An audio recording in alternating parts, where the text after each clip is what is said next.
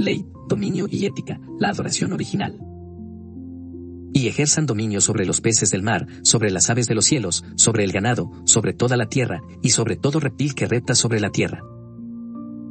Luego, Elohim los bendijo, y les dijo, Elohim, fructificad y multiplicaos, llenad la tierra y sojuzgadla, dominad sobre los peces del mar y las aves de los cielos y sobre todo ser vivo que se mueve sobre la tierra. Y dijo, Elohim, he aquí os he dado toda hierba que produce semilla que está sobre la faz de toda la tierra, y todo árbol en el que hay fruto y que produce semilla, os será de alimento.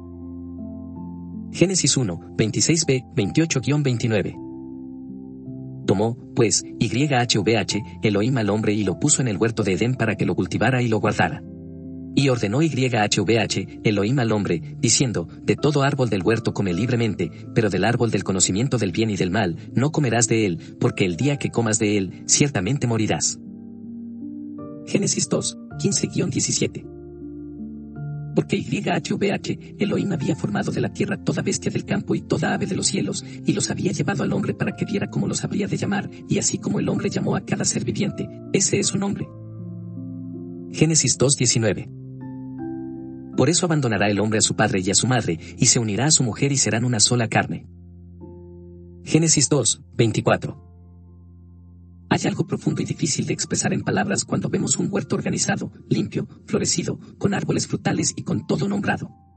El sentimiento se agudiza cuando preguntas quién ha hecho todo esto, y se señala a una familia unida y llena de historias y anécdotas sobre cómo lo lograron.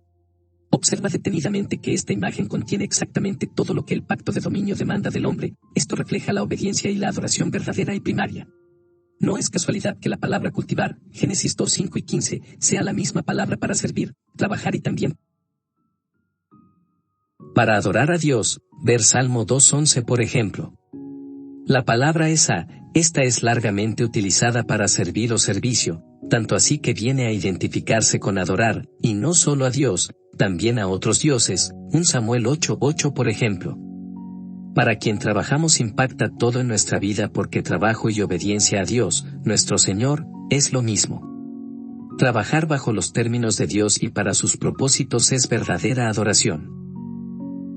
Esta es la razón por la que podemos decir que toda nuestra vida pertenece al Señor.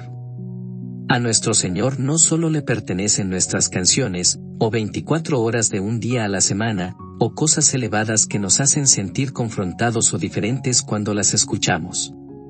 No, a Dios le pertenece todo rincón de la existencia. ¿Lo dedicaremos todo a la obediencia de su pacto, o serviremos a dos amos? Estas palabras podrían parecer en extremo duras, por esto es necesario comprender todo el mensaje de la revelación de Dios. No solamente debemos comprender la gracia del Señor, debemos conocer igualmente de qué cosas estamos siendo rescatados y cuáles son nuestras faltas para regresar al camino que es requerido. ¿Estás diciendo que todos debemos ser campesinos para ser cristianos? Bueno, si me permite y continúa leyendo verá que hay mucho más contenido en el pacto de dominio del que vemos a plena mirada. ¿En qué consiste la ley del dominio? Se puede decir que la ley del pacto son esas aseveraciones que implican una acción de parte del hombre, ya sea positiva o negativa. Limitándome solo al pacto de dominio con Adán en Génesis 1 y 2, he observado una serie de órdenes o mandatos que allí Dios dio. No podría decir que mi lista es perfecta, aunque la he seleccionado con cuidado y observando detenidamente el texto. Es aquí donde usted debe ejercer su responsabilidad de juzgar si falta algo en esta lista a continuación. Dominio sobre animales, la tierra y las plantas, Génesis 1, 28-29. Prosperar, multiplicarse y llenar la tierra, Génesis 1, 20-22 y 28. Utilizar toda planta que produce semilla para el hombre y para los animales, Génesis 1:29. Cultivar y guardar el huerto del Edén, Génesis 2:15. Dios ordena el uso de todos los árboles menos el del bien y el mal, Génesis 2:16 y 17. Nombrar los animales, Génesis 2:19. Unirse a su esposa / esposo, ejemplo de pacto bilateral, Génesis 2, 21-24. Analicemos un poco esto. He repetido en varias ocasiones que el dominio legítimo es según el pacto, dentro de sus parámetros. Pues puede que aquí se aclare un poco lo que quisiera decir con esto. En mi experiencia trabajando con estos asuntos he visto que la parte de la verdad bíblica más dura de transmitir es precisamente lo que nos permite comprender de forma concreta las cosas. Si es verdad que el trabajo es adoración, entonces deberíamos preguntarnos cómo debe verse este trabajo. Pero esta parte de ver concretamente lo que Dios demanda de nosotros no solo es difícil por algún sentido de trabajo analítico, lo que lo hace fuerte es vernos reflejados ante el espejo de las Escrituras y evaluar nuestras obras delante del soberano. Cuando se hablan de cosas concretas se nos está especificando nuestras faltas, aunque también nuestras fortalezas, de ser obedientes. Así que, antes que piensen que lo que voy a discutir a continuación tiene que ver con obras que nos posicionan como salvos o dignos delante de Dios, les pido que regresen al primer y segundo capítulo de este libro. Solo el regalo de Dios puede hacer esto, y solo en Cristo, el postrer Adán, podemos regresar al Edén. Habiendo aclarado esto entonces, acompáñeme a reflexionar sobre la legislación del trascendente e inmanente en el pacto de dominio que proveyó a Adán. Usaré las letras del abecedario con las que enumeré los distintos mandatos de Génesis 1 y 2 para referirme a cada uno de ellos en nuestra discusión a continuación. Dominio sobre animales, la tierra y las plantas, Génesis 1, 28-29. Los animales.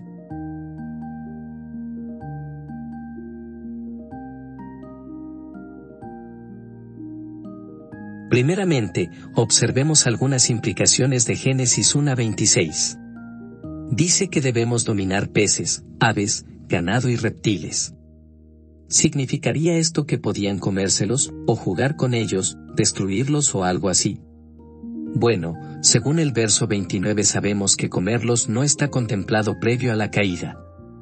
Si continuamos con lo que discutimos en el capítulo sobre dominio comprenderíamos que devastar los animales es un uso incorrecto del dominio. Los animales están bajo el gobierno del hombre, pero no para su destrucción. Podemos decir que si hablamos de dominio como el buen uso y manejo de lo creado entonces podemos hablar de otros verbos que nos permitan obedecer el mandato de dominio de forma consistente. ¿Podemos usar animales para la destrucción de otra parte de lo creado? Por ejemplo, ¿usar veneno de reptiles para matar a mi prójimo? La respuesta debe ser obvia, no. Pero si seguimos otros aspectos revelados del mandato de dominio en lugares como Génesis 2:19, mandato F, podemos decir que nombrar los animales requiere de dominio de cosas como realizar observaciones detalladamente, reconocer capacidades y diferencias, colores, medidas, hábitat, usos para mejorar la multiplicación, etc. Para nombrar los animales debe haber cierto conocimiento de estos, cierta observación de distinciones entre ellos. Otra cosa, Génesis 1, 28-29 indica que estos deben alimentarse de todo fruto, planta y semilla de la tierra, y que deben multiplicarse.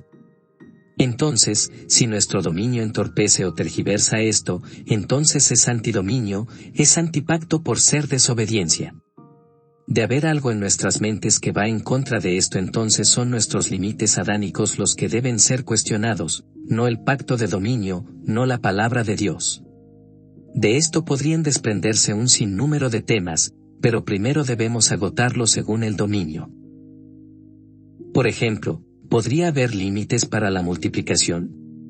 Dios no nos da esa prerrogativa, de haber algún control tenemos que esperarlo desde la providencia de Dios como una bendición al pacto, como un uso correcto de lo creado por parte del hombre y de los animales, no como una acción deliberada del hombre contra la naturaleza porque controlar la multiplicación no aparece como mandato de dominio y va directamente en contra de fructificar. Recordemos otro aspecto importante, toda la creación ha sido afectada por el pecado de Adán. El reinado de Adán afectó la familia, pero también a las plantas y por ello a los animales. Por ejemplo, en la Biblia vemos en varias ocasiones que las plagas de animales son una acción directa del juicio de Dios por desobedecerle. En la transgresión del hombre hay consecuencias, y las observamos en todo lo demás creado. Después de comer del árbol prohibido es que comenzamos a atestiguar control animal, la muerte y el sacrificio. Entonces, dominar los animales no puede contradecir otros puntos del pacto. Por ejemplo, no se puede ejercer dominio si lo que hacemos evita la multiplicación de ellos. Tampoco es dominio algo que los daña a propósito como el maltrato, por ejemplo. Aunque el tema ético sobre los animales es muy interesante, la línea de este tema cambia luego de la caída, y las aristas a este particular son enormes, imposibles de tratar en tan breve escrito. Después de la caída, matar animales para cubrir las necesidades del hombre reflejan el problema del pecado y de la muerte. Existen muchas opiniones y teorías al respecto, pero lo que sí es seguro es que algo cambió después de la caída. Otro aspecto del dominio a los animales es el uso que las plantas tienen para ello. Si lo restringimos al conocimiento del primer pacto, podemos decir que las plantas deben ayudar a vivir, mejorar el avance en fructificar, no pueden evitarles el que se multipliquen en un futuro, no pueden hacer que se enfermen o pierdan capacidad reproductiva. ¿Y qué de las plagas y los insecticidas y cosas así? Bueno, propongo que estas son consecuencia de la caída y que aún no hemos llegado a conocer o aplicar efectivamente formas pactuales bajo las que se puedan restaurar y trabajar estas cosas. Sí he visto buenas propuestas de invitar distintos insectos a formar parte del dominio en la agricultura, por ejemplo. Creo que por este camino podríamos ver algo más en consistencia con el pacto.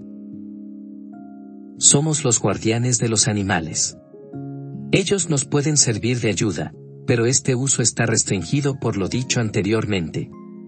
Además, el uso como ayuda también es limitado. El animal no es ayuda idónea, para eso es la unión entre el varón y la mujer en una sola carne, mandato G.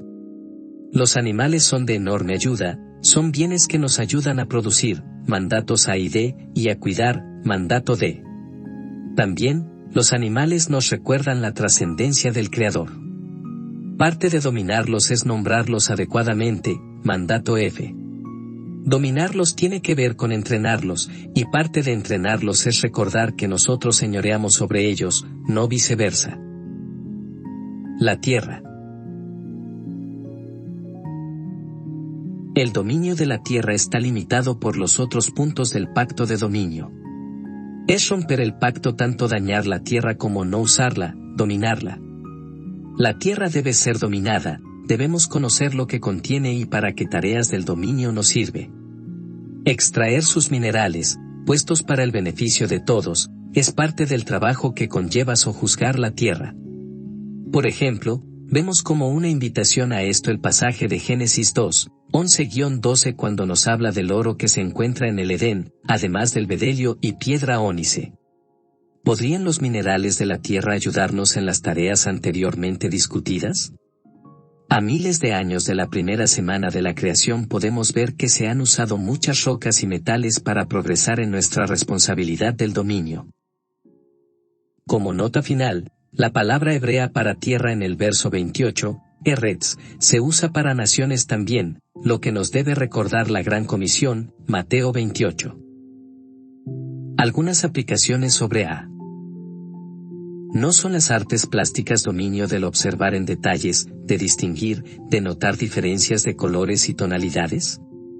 ¿No es el dominio del observar para beneficio de la creación la anatomía y otros aspectos de la medicina? ¿No surge como observación detallada de las aves el vuelo de los aviones y la revolución del transporte con este?